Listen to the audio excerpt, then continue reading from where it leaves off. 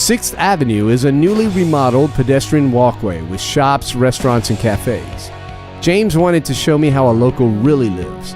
So after a bite to eat, he took me on an extremely inexpensive ride on the local city bus. This is tight.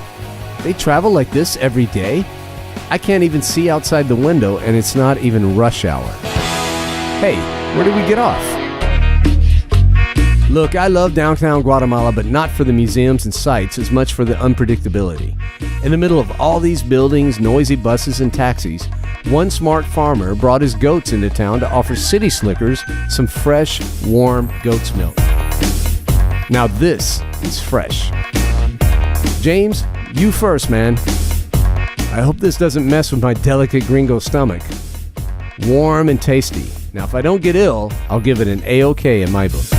James, can you tell me a little bit about Zona Viva? It's a totally different experience than downtown, right, man? It's more of a commercial area. There's a lot of American businesses. There's a lot of big malls. 5% of the population, maybe 10, even has the money to go there and actually buy things. Right. Most people just go to hang out, be seen. The indigenous folks, of course, here in Guatemala City is a good mix, but as we make our way west, we're going to come across more indigenous communities, and they're still living a lot like they used to live hundreds of years ago, right? Yeah.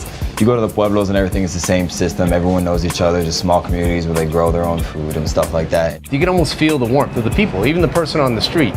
You stop and ask for directions, maybe not, you don't speak the language that well or whatever.